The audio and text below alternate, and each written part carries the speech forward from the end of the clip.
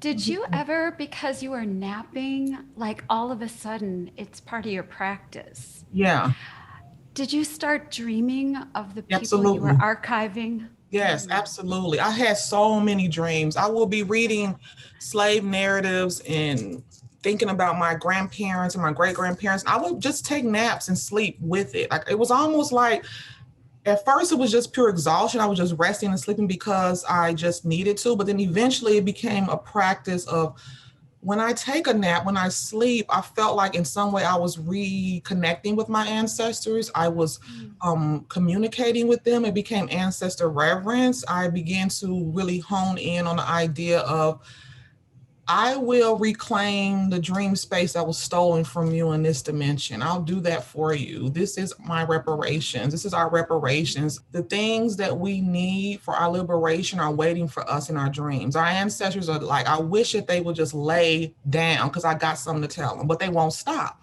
They won't stop enough for me to give this word, for me to download this information to them. They keep going, they're on the grind, but if we could see resting and sleeping as part of a liberation practice that has already done work for us, like the ancestors have already done work for us, they're waiting to spread a word. Like the name of this ministry, the tenets of the ministry all came to me in dreams. You know, my ancestors gave me this information. They all told me these things. What you're saying is so profound, but I feel like maybe the hesitation for a lot of people is the understanding of what our reality actually is. We don't realize that we have something other than a physical reality, Yes, yes.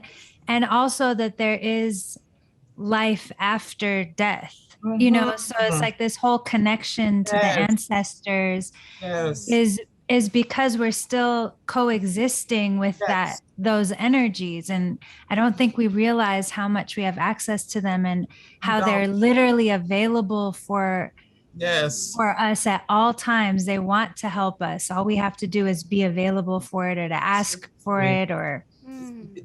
The deep disconnection, how we've been so disconnected from that idea. What white supremacy has done is disconnected us so deeply from our natural state. It's so deeply disconnected us from what's real. You know, we have now included that people think they literally were just born to work. They're like, I was born to work. That's it. They don't see that they literally their full divine human body, their human existence on this earth in this dimension. I think it also, for me at least, one of the struggles that I've noticed is that I feel like it disconnects you from the concept of a creator, Yes.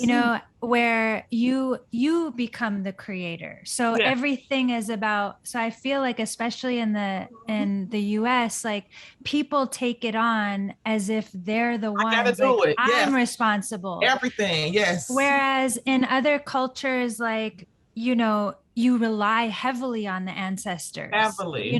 heavily, and it's part Nature. of the culture. Yes. Uh-huh. Whereas here, it's like it's all about the individual. And so it almost makes you feel like that it's not real. It disconnects you from that Deeply, connection. Because we're deeply isolated. When you think very. you're isolated and you're disconnected from your ancestors, then also you're going to disconnect from the creator. You're Yes. going to disconnect from any practice that leads you back to the creator. And Yeah. that's one thing, Tricia, I'm very curious about with what you've seen and what you know is something I observe a lot is that those of us who come from slave heritages and who never found autonomy Mm-hmm. are now don't trust the divine, much less Mm. their own ancestors. Yes. They don't enter a practice because they don't trust it, because if the creator allowed this to happen, Yes. like why should I even practice anything that leads me back to So, PTSD all I over know. again? I know. It is so layered, so deep from a theological perspective. Yes, it is a deep, deep trauma. Like that's why I think that this work is so radical and so expansive, and the fact that it can lead you back to your imagination. You know, it can lead you back to the power of trusting the divine that exists just in you from by being alive, trusting nature. It is such deep layers to this work. And I'm so glad that we're able to talk about it here, because people are going to have to really pull back some veils, snatch them off, slowly pull them back. But the veils are deeply on us. And slowly and slowly and slowly, I'm watching people make sense of it all. And so I always say to myself, this work is an experimentation.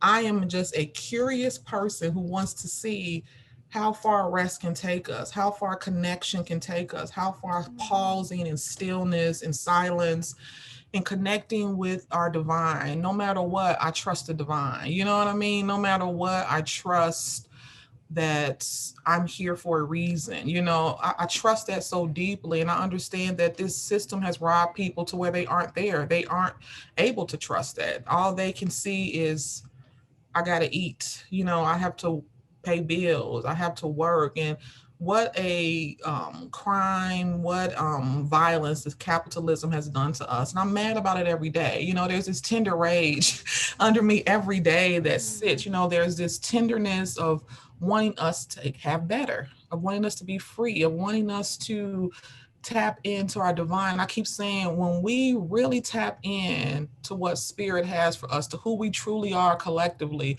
it'll be over for these systems. They won't be able to exist no more. It'll be done. They'll be done once we really tap into who the hell we are, when we really can vibe with that. Like, that's the place, that's the work.